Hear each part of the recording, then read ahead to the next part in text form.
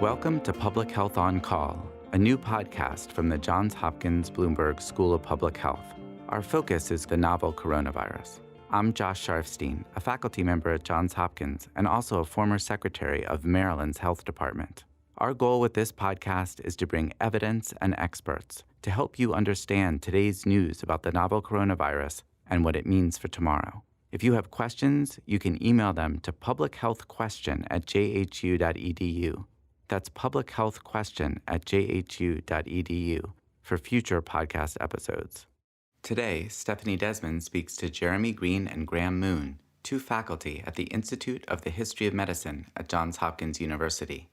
Their discussion focuses on the 1918 influenza pandemic and how history can inform our response today. Let's listen.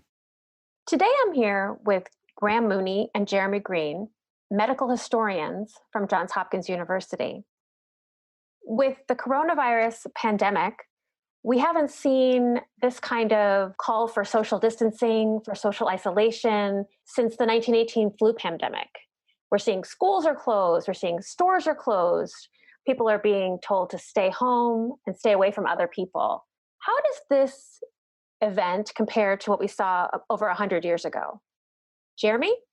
Thanks for bringing up that question, Stephanie. I think that no one in our lifetime has experienced the kind of social disruption in the name of public health that we're seeing on this scale today. And yet, if we look back a century to the 1918-1919 influenza pandemic, which claimed at least 50, 60 million lives, perhaps many more around the globe, and which has killed more than 600,000 in the United States alone, we find a set of parallels to our own experience. We know that the influenza came so quickly and was so rapidly disruptive on its own right that it then triggered a set of public health responses, which are what we now call social distancing, public gathering bans, school closures, and several other means that not only parallel our experience, but actually become the historical basis and even a database on which our current policies designed by the Department of Defense, the Centers for Disease Control, and the World Health Organization are really based in no small part on the historical data from this pandemic roughly a century ago.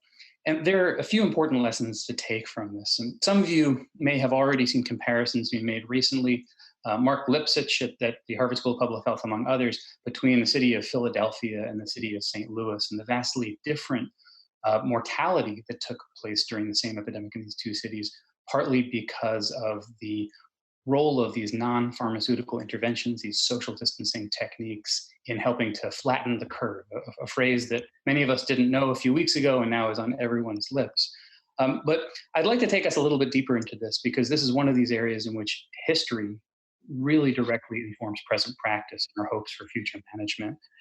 There's a study that was done by two historians at the University of Michigan, Howard Markel and Alexandra Minister, and headed a team of researchers that compared the very different kinds of social responses among 43 different American cities. And they found substantial variation in both what kinds of social distancing responses took place and the effects on the curve of mortality and morbidity. And just without going into too much detail, what they found was that in a city like Pittsburgh, which implemented public gathering bans later into the epidemic and school closures only afterwards, there was 3 times as much mortality over the course of the epidemic than in cities like St. Louis, which implemented public gathering bans and school closures together in a coordinated, layered, early and sustained fashion. And it's from this sort of data and this sort of analysis that a lot of our current policies take shape. I repeat this a few times just because even though we've all seen that curve now, understanding that there is a real historical database that this comes from, and that we need to carefully extrapolate ways in which the situation is and isn't like the influenza pandemic in order to figure out just how long we will be managing these conditions in the present day and whether they will be enough and what other kinds of preparations need to take shape. People don't like to be told to stay home, especially Americans, right? There's a lot of talk of freedom in this context. But you're telling us that history tells us that we need to listen and to keep our distance. Yeah, I think that question of freedom and liberty is very important. And yeah, the kinds of measures that Jeremy was talking about, what we now call social distancing measures, by the time the 1918 influenza pandemic broke out, the sorts of legislative powers that were required to implement those social distancing measures were already in place. They were part of what came to be known, or was already known as, the new public health in the early 20th century. And the new public health was about focusing as not just so much on the environment as the old style of sanitary intervention, sewers, drains, and water supply. It was also about thinking how individuals could be managed so that they didn't put other people at risk. And some of this was reinforced by the gradual acceptance of the germ theory from the early 1870s and 1880s onwards. But a lot of the things that were put into place, such as closing schools, such as disinfecting people, such as isolating people in hospitals, these all had their origins in the mid to late 19th century. And the way in which they were sold by politicians to a sometimes skeptical and resistant public was that, if you want to be free to go about your life, to conduct business, to travel around the city, to participate in society, then when we're threatened by epidemics, and here we're not talking about massive outbreaks like influenza, we're talking about maybe an outbreak of scarlet fever or diphtheria or measles. When you're faced with that, then you have to restrict your own freedoms for the good of the community. So a lot of this legislation was bound up with a language and a rhetoric of liberalism, of what is the role of freedom and coercion in society, not just in public health. So you have studied quarantines, I know. That's a word we're hearing a lot of. What is a quarantine? And tell me about the history of quarantine. That's a deceptively complex question. It's the origin of the term quarantine. I'm sure most of your listeners will know by now. It comes from the Italian for 40 days. It actually has a biblical meaning in terms of a period of cleansing, but it was adopted particularly in the northern Italian states during the late Middle Ages, to indicate the period of time that a ship, it was a maritime quarantine. When a ship entered the port, if it was suspected of having infected passengers or crew, 40 days was the period that people had to spend isolated, either on the ship itself or in a specially built quarantine station. So that's it has very deep historical origins. And quarantines have been used to a greater or lesser extent ever since then. But it can also mean, quarantine can also mean just the isolating of particular groups or the isolating of individuals. So when we're being asked to quarantine, a lot of us may carry sort of very negative assumptions about quarantine means, because we associate it with these quite draconian, drastic measures where there's a blanket request not to move or not to travel and not cross boundaries. But in terms of self-quarantine, really it means restricting your own movements on a very, if you like, a micro level that's based on what individuals do. So not leaving your house, not going down to a bar, and so on. So that very ambiguity of the use of quarantine is, it can cause confusion amongst the public unless it is explained very clearly by the people who are asking us to practice self-quarantine and self-isolation. So, Jeremy, I want to talk a little bit about sort of what we'll see in the coming weeks and months, and sort of the value of historical analysis in this context. Yeah, thanks. One of the things all historians almost say, like reflexively, is that we're much better at the past than the future. But there's always this importance of trying to figure out what we can take from the past into the present and the future as well. All historians operate in a present, and this present is an urgent one. I think if you look at what happened in 1918, 1919, the average length and duration of the social distancing times was about 4 weeks, and the range is about 1 to 10 weeks.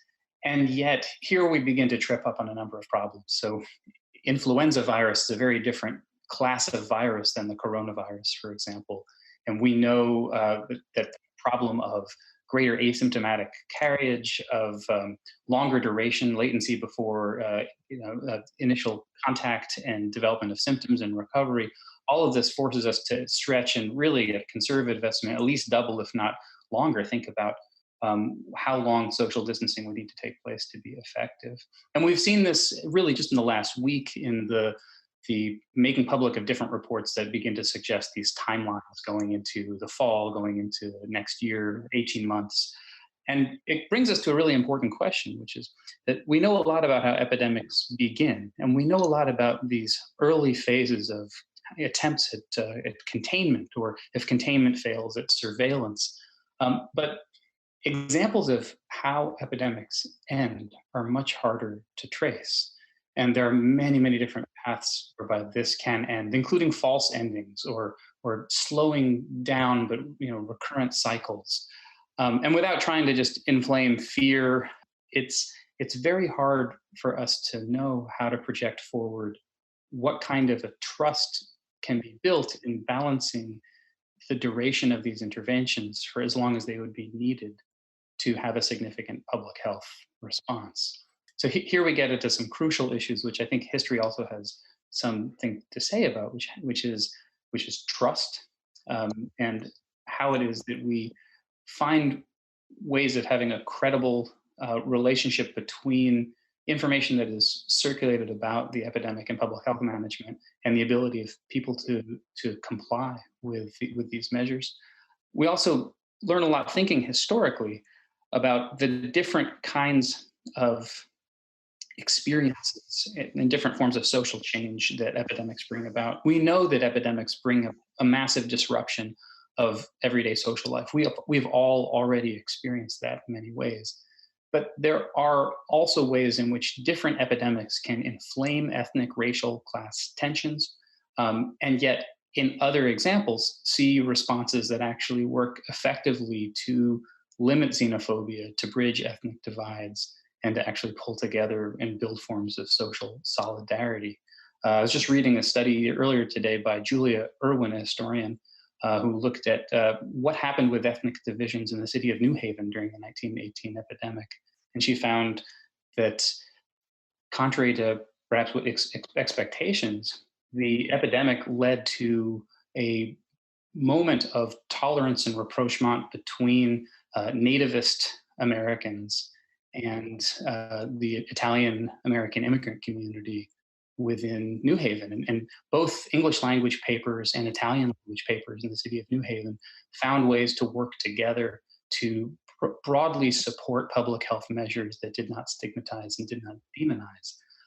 And there are many, many other examples, on the other hand, of ways in which we've already seen that the hint of an epidemic can lead to blaming stigmatization based on inflaming ethnic and racial tensions.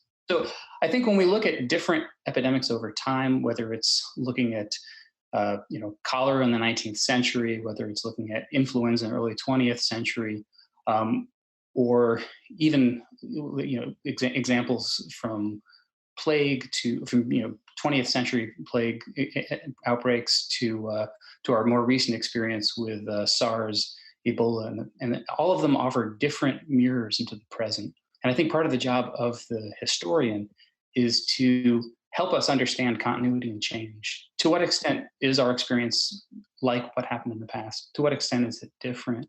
How is it that not only does a present day differ from influenza, but to looking at lessons from cholera, lessons from yellow fever, lessons from bubonic plague, help us expose different aspects of the social reality of an epidemic in a way that helps us mount a better response today.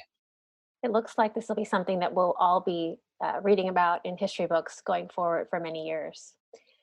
Thank you both so much for joining us. Oh, thank you, Stephanie. Thank you, Stephanie. Thanks for having us.